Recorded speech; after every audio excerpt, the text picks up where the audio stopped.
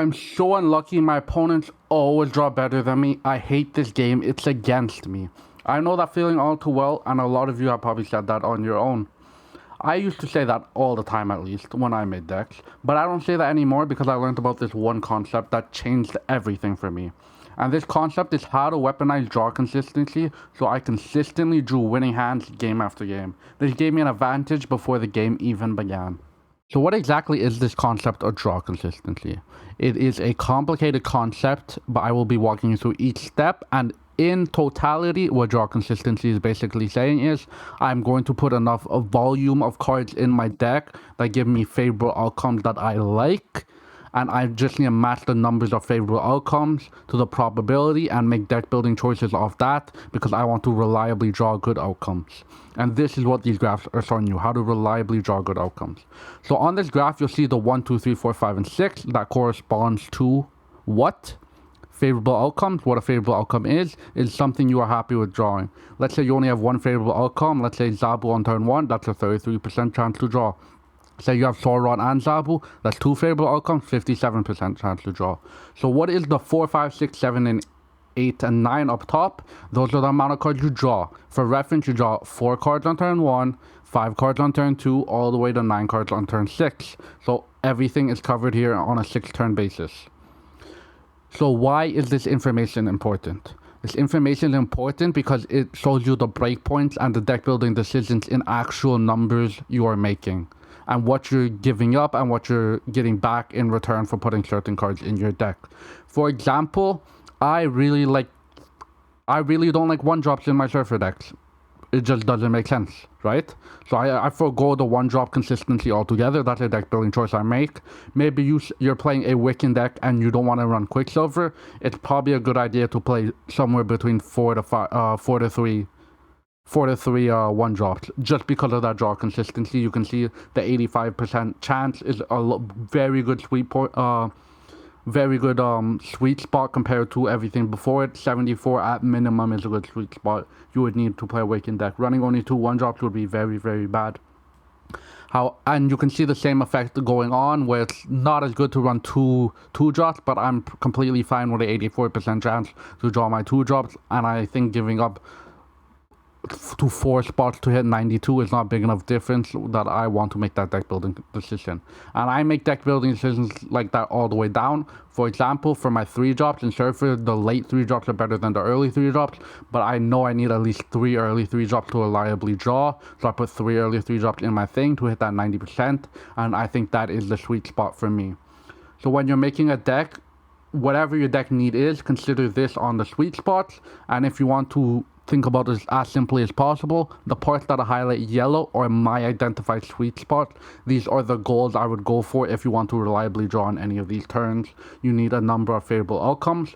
One other thing to consider is if you're running cards like Zabu, you might offer only 2 3-drops because your 2 3-drops will also be supplemented by your draws with Zabu and 4s, so it's not as heavy lifting to only have 2 favorable outcomes. If there's a mock 3rd favorable outcome that happens, that's not shown on the graph. Continuing from where we left off, we'll be looking into our next section, which is 2-card draw chances. How 2-card draw chances differ from the last section is it is asking the question of what is the odds of drawing 2 of any cards in X favorable outcomes.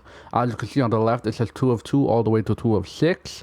What 2 of 2 would mean is there's 2 favorable outcomes, and what are the odds of drawing both of them. For this example's sake, is what is the odds of drawing either Surfer or Sage, and that will be the odds throughout the turns.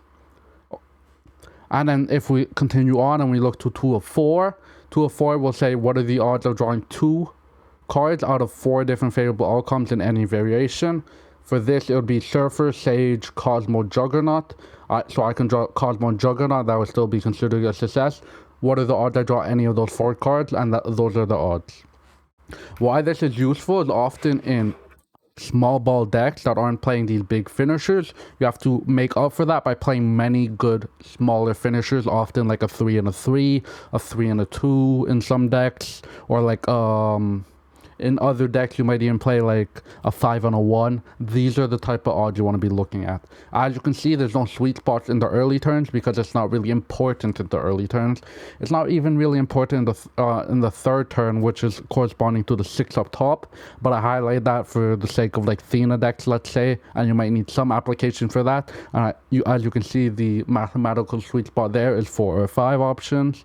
As well as on turn 4, it's not really applicable, but starts to be a bit more applicable. Yet again, it's 4 or 5 that are important. But where I really want to hyper focus on is turn 5 and 6 for this application of small ball decks. And I think generally on my deck you go for those 90% because I find having a strong late game really important. So I really want to prioritize always having consistently strong late games. So when I do snap early, I will reliably know that my deck is built to draw very good late game no matter what, so I can confidently snap. And if you want to have the same snap confidence, I would recommend, if you are playing these small ball type lists, to look at this graph and very much aim for those 90% on the last 2 turns. If you don't really care about that and you are making a different deck building decision, you might go for the 2 of 3, which is fine, and also a pretty decent sweet spot. But me personally, I really go for those 2 of 4 sweet spots here. The last section I want to look at is 2-card combo draw chances. What 2-card combo draw chances are the odds of drawing a single card plus a corresponding combo. So in this example, you can see there's 1 combo, 2 combo, 3 combo, 4 combo.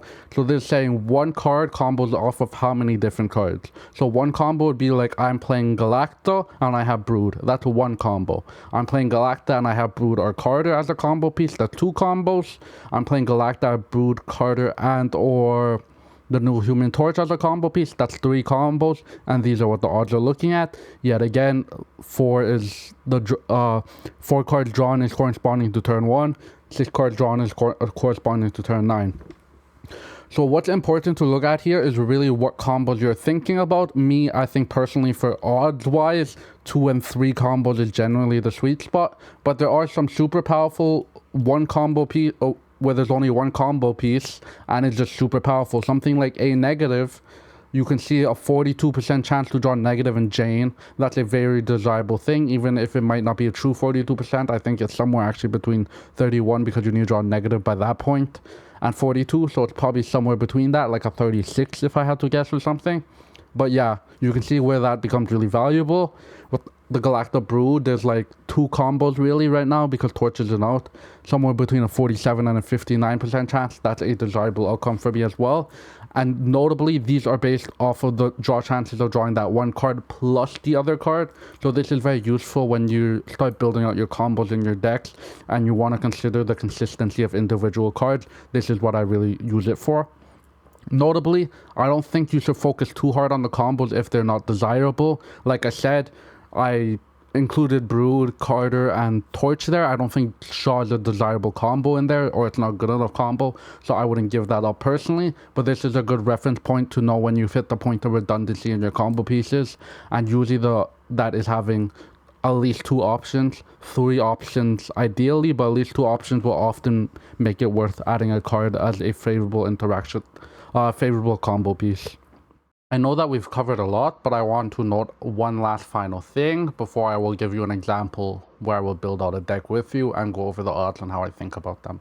So something I like to use is this resource that I will leave in the link in a link below that someone else has made, which basically gives you the energy efficiency of a deck. What energy efficiency is saying is, if I include these number of cards in this spot, more often than not, I will be playing 96% of my energy just based on my draws. Notably, this doesn't include cards that ramp out or cards that are extra draw like Agatha and all that. So it's not perfect, but it's a good resource and a good reference point that you can use when you're building out these regular curves. And if you're playing ramp cards, just consider that you might be able to go a bit heavier on your curve.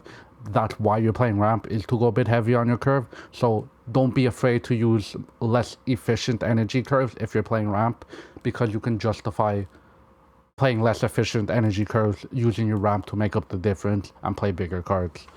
For something like this, what I would often do is I often play a lot of surfers, so I'll sort by 3 cost, and as you can see, one of the most used 3 costs is the most efficient 3 costs, and this is what I use. I use what I call the 3-8-1.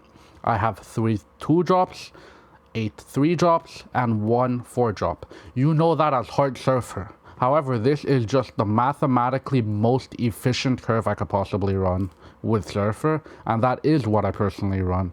The second most is adding a 1 cost into this instead of the 4. I'm not a fan of that, and 4s are more powerful, so even if the first one was less efficient, I would choose the first one over the second one just because I don't like the power the 1 drops in a deck like this. So it's very useful to not only focus on the energy efficiency total, but also focus on what actual card cost you're playing. If you think it'd be just stronger, the 4 costs have better effects, you would forego the 1 cost, obviously. Make deck building decisions like that, but it is an extremely good reference point to try to hit like a 90 to like a 88% efficiency curve.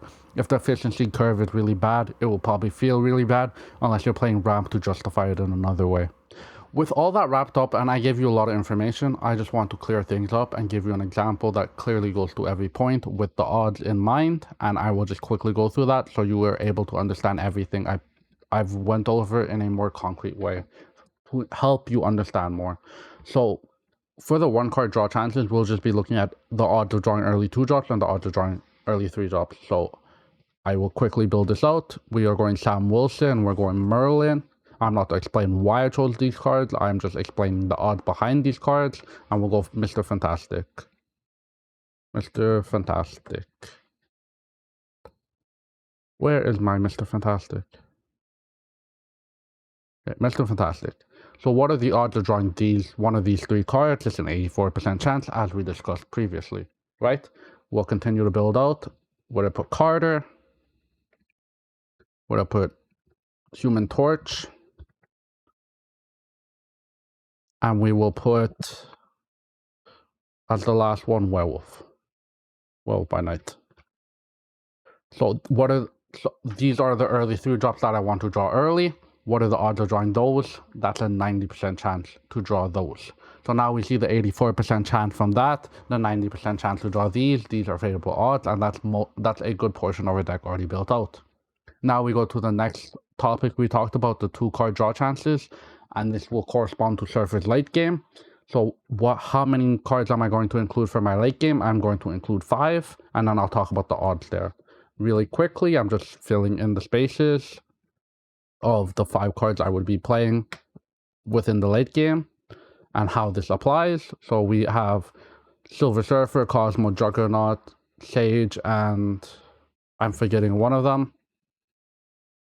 Brood. Brood is another option you can play late, right?